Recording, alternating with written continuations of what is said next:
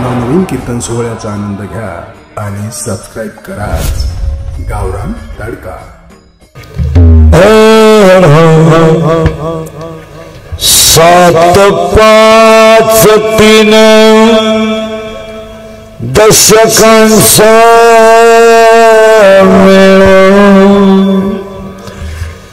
एक तत्व कळव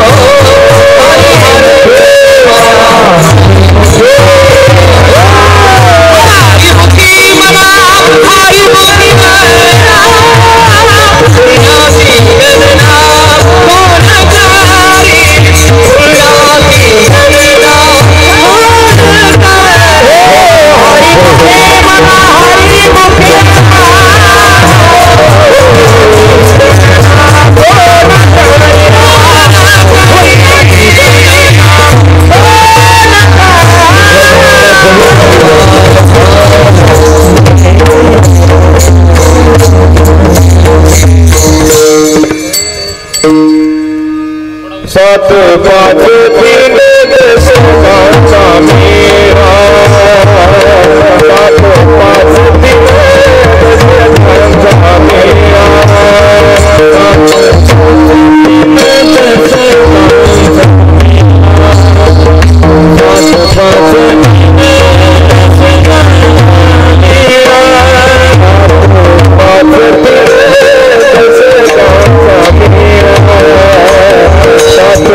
Thank you.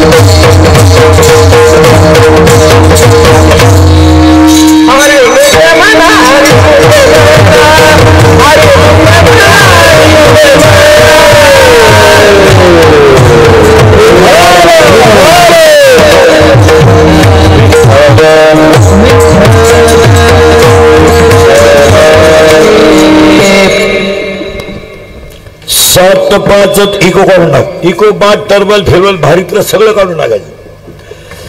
7 5 3 दशकांचा मेळा एक तत्व कळा दावी हरी बोट नको तैसे नव्हे नाम सर्व मार्गरिष्ठ ते काही कष्ट न लगती असा पाजपणे उलट प्राणाचा इको चालू झालं तेथेही मनाचा निर्धार असे ज्ञानदेवा झिने नामवेन व्यर्थ रामकृष्ण पंथ कर्मेन हरिमुखे मना पुण्याची गणना कोण करी.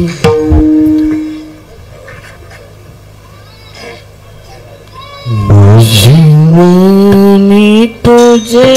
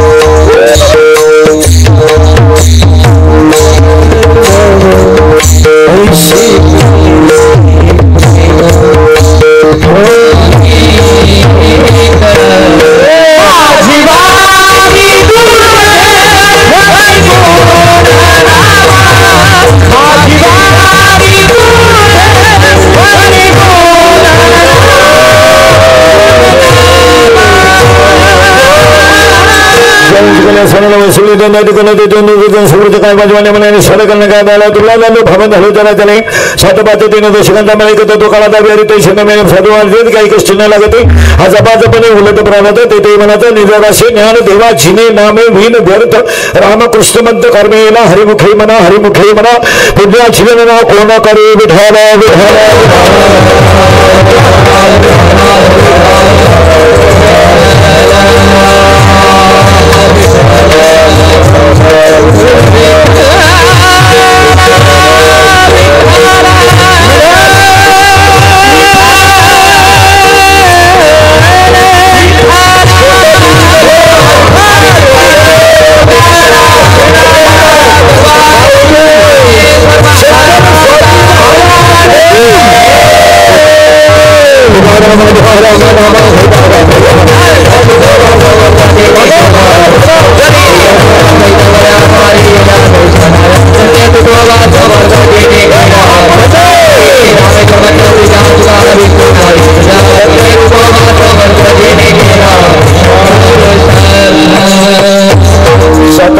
दशकांचा मेळा प्रस्तुत संगीत कीर्ती संगीत तुमने स्वतः देते तुम्ही सर्व क्षेत्र निवडलेला अभंग कोणाचा अभंगाचा शेवटचं घडून कल्पना आहे.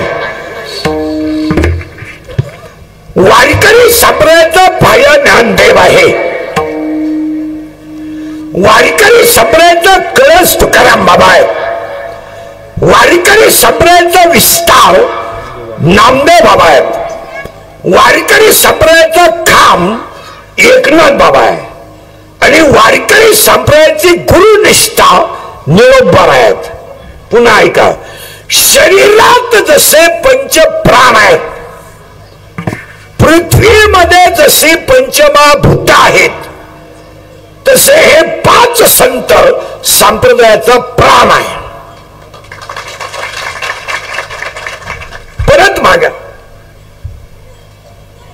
परत ऐका, शरीर हे प्राणाशिवाय नाही, पृथ्वी ही पंचमहाभूताशिवाय नाही. आणि हे जग संतांच्या विचार, बसू द्या तिथे बसतील तिथे बसू द्या, हे जग संतांच्या विचाराशिवाय सुखी होऊ शकत नाही, कधीच नाही. त्याला उलट फिरायचंय. याचं कारण आता अभंगाला सुरुवात करायची, फक्त 2-3 ओव्या. याचं कारण जगात जेवढे संप्रदाय झाले असतील आपल्याला घेणं नाही, कारण वारकरी संप्रदायाचा पाया ज्ञान देव आहे. आता उलट ऐका, या विश्वात वय, जात, उंची, कुळ, गरीब, श्रीमंत काहीच विचारलं जात नाही. कुणी या आणि विठ्ठल म्हणा. जगातला एकमेव संप्रदाय वारकरी संप्रदाय. इथं आधार काढलं नको, इथं पॅन काढलं नको, इथं 7-12 नको, इथं 8 नको, इथं कोणत्या गटाचा आहे आग लाव त्याला, कोणत्या साहेबाचा भोग घेऊन विटतो किंमत नाही. इथं कुणी या आणि विठ्ठल म्हणा. जगातला एकमेव संप्रदाय. आता उलट ऐका, कुणी या विठ्ठल म्हणा. नुसतं तुमचं उद्धार नका करू, अख्ख्या कुळाचं करून घ्या. मातृ, पितृ, भात्रा, सगोत्र अपार. कोणी या आणि भजन करा, विठ्ठल म्हणा. आणि त्यासाठी ओवी आहे, 12व्या अध्यायाचं असं म्हणणं आहे. ओवी ऐका एका मिनिटात. अभ्यासापेक्षा श्रेष्ठ ज्ञान आहे. ओवी फिट करा. अभ्यासापेक्षा श्रेष्ठ ज्ञान आहे, पण ज्ञानापेक्षाही श्रेष्ठ देवाचं ध्यान आहे.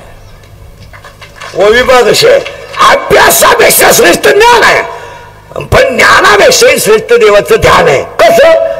अभ्यास केला तर ज्ञान आहे, आणि ज्ञान आलं तर ध्यान आहे. रियाज केला तर पक्वाद आहे, प्रॅक्टिस केली तर गायन आहे, पुस्तक उचकलं तर कीर्तन आहे, व्यायाम केला तर पैलवान आहे, लिंटा ठेवली तर व्यापार आहे, कष्ट केलं तर भाकर आहे. असं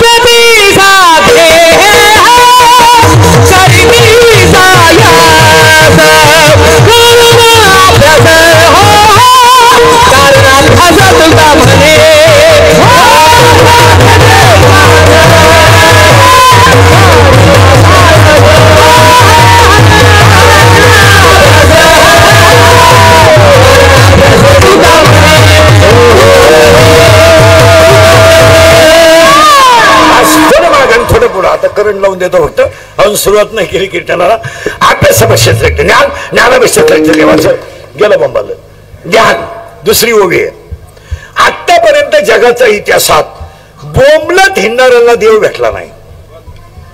हे बायका पोरं सोडा, बोंबलत हिंडा, 1.5 तास देव सोडा, देव भेटत नाही.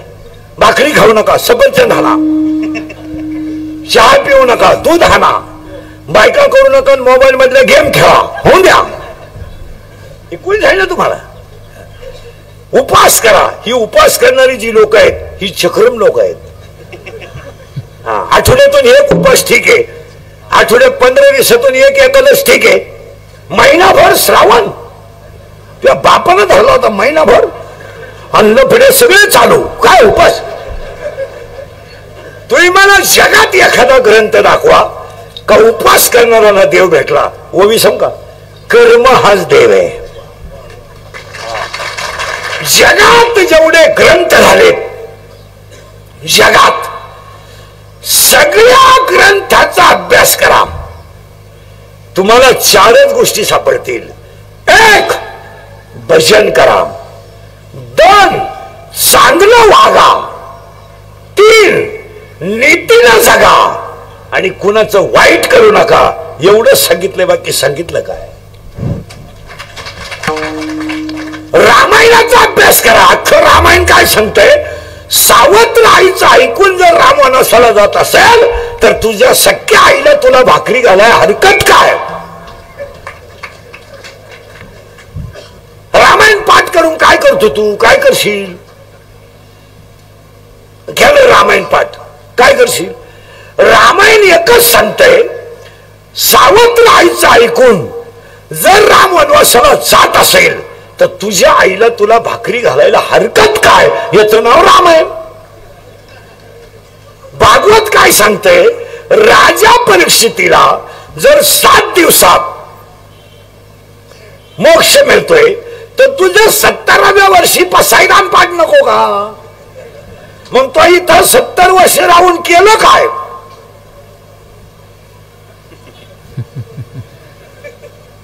आणि तुझा पोरे म्हणतो माझ्या बापाची 70वी करायची आहे.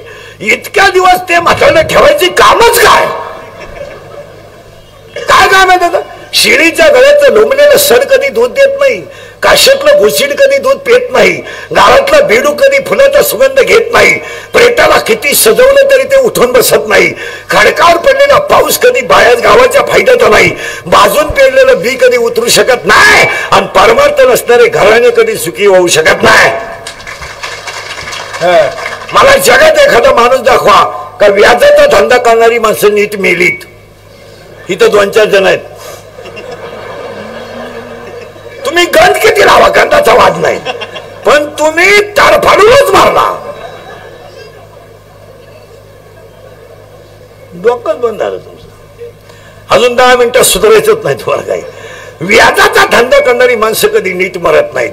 जेवढ्या लोकांनी बरे खरंच जेवढ्या लोकांनी जनता लुटून श्रीमंती कमवली, एक माणूस सुद्धा आतापर्यंत घरी मिळाला नाही. हॉस्पिटललाच, आणि मारताना त्याच्याजवळ कोणीच नाही, फक्त 3 जण, डॉक्टर, कंपाऊंडर, नर्स, आणि 3घांनाही माहित नाही हा कधी मिळालाय. तरी क्लिप पडली, त्यांना तीव्र झटका आला. येणार ते मृत्यूशी 2 महिने झुंज देत होते. झुंज? तो काय बिबट्या होता का झुंज द्यायला? ते झुंज नव्हते देत, ते गरीबाचा तळतळाट भोगीत होते. कारण त्यांनी ग्रामपंचायतीच्या संडासात सुद्धा टक्का काढला. संडासात काढू द्या, भांड्यात काढला. मी म्हणतो भांड्यात काढू द्या, भांड्यातल्या मालातही काढला.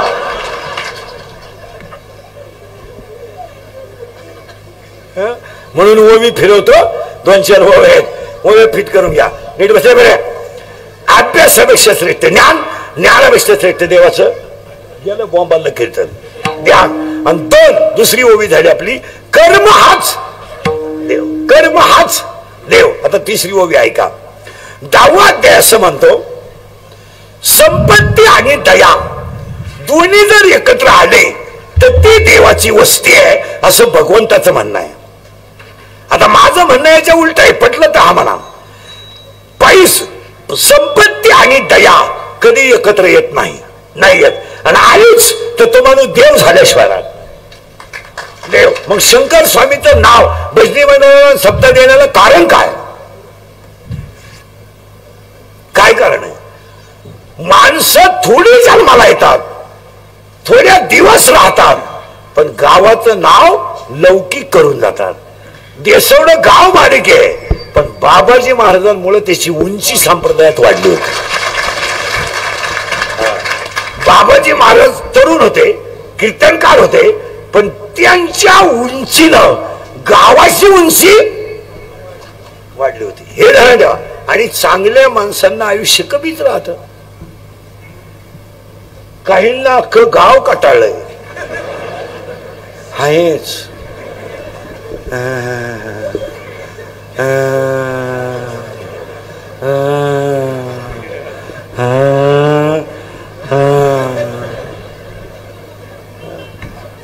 मग बाबाजी महाराजांना एकच सांगू आपण, उत्तमची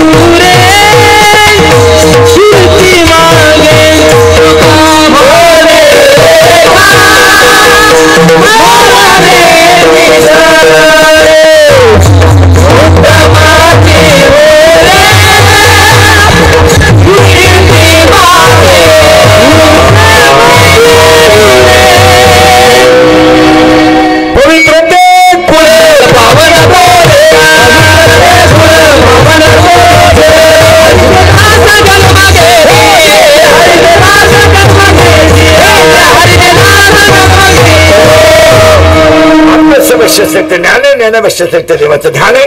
कर्म हाच देव आहे. संपत्ती आणि दया कधी एकत्र येत नाही, पण आली तर तो माणूस देव झाल्याशिवाय. 3 ओव्या झाल्या. आता करायची कीर्तनाला सुरुवात.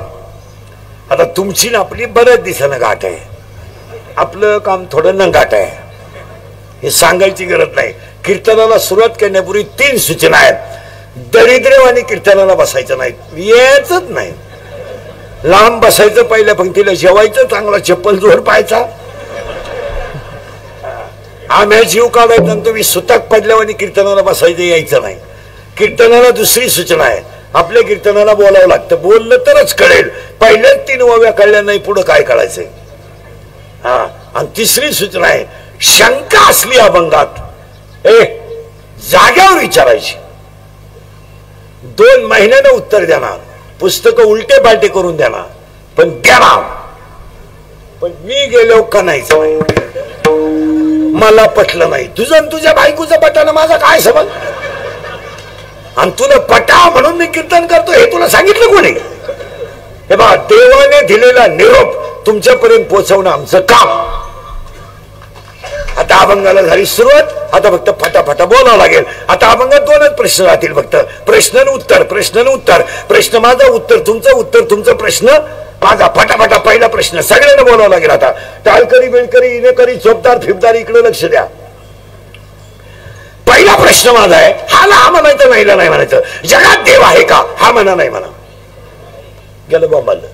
हा आहे फायनल वर का, पुन्हा डोकं नाही लावायचं. आता माझा पहिला प्रश्न आहे, जगात देव आहे का? तुम्ही मला उत्तर दिलंय आहे. मी तुम्हाला लगेच प्रश्न विचारतो, बसलेल्या पैकी कोणी पाहिलाय का? तुमचं उत्तर आहे नाही.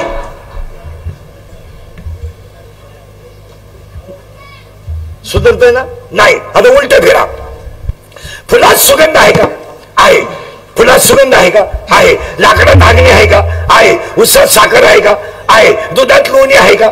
आहे. मग जगात देव आहे का? आहे. आता पुन्हा उलट फिरा. फुलात सुगंध आहे पण घेतलं तर, लाकडात अग्नी आहे पण घर्षण केलं तर, उसात साखर आहे पण प्रक्रिया केली तर, दुधात लोणी आहे पण क्रिया केली तर, हृदयात देव आहे पण संतांची सेवा केली तर. आता पुन्हा उलट फिरा. तिथंच एक 5-10 मिनिटं समजायला जर जाईल पण फिट. पुन्हा उलट फिरा. पटापट बोलत जा. आता हे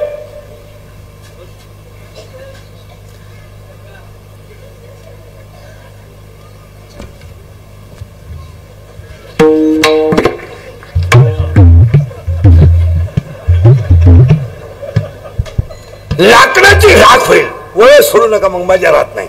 एकदा कीर्तनाचं असं आहे, एकदा लिंक लागली ना, करंट लागला ना ऐकणारा, त्याला विक्षेप चालत नाही. चला पुढं. लाकडाची राख होईल. उत्तर आलं बरं का. लाकडाची राख होईल. राखेचं लाकूड होईल का? पटकन नाही. उसाची साखर होईल. साखरेचा ऊस होईल का? नाही. दुधाचं लोणी होईल. त्याचं दूध होईल का? नाही. लोखंडाचं सोनं होईल परीस लागला तर, पण त्याचं परत लोखंड होणार नाही. एकदा आत्मज्ञान आलं की दुःख येणार नाही. काय भाषा आहे.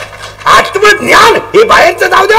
हे गाड्या बिड्या, बंगले बिंगले, याला काय आग लावतं. हॅलो, मला मुलगा झाला, काय मिरवणूक काढायची का? आतापर्यंत कोणाला जमलं नव्हतं, तुला एकट्यालाच जमलं. अख्ख्या गावात तू एकटाच न रे का? अरे पागला, तुला एकच झालं एका वेळेस.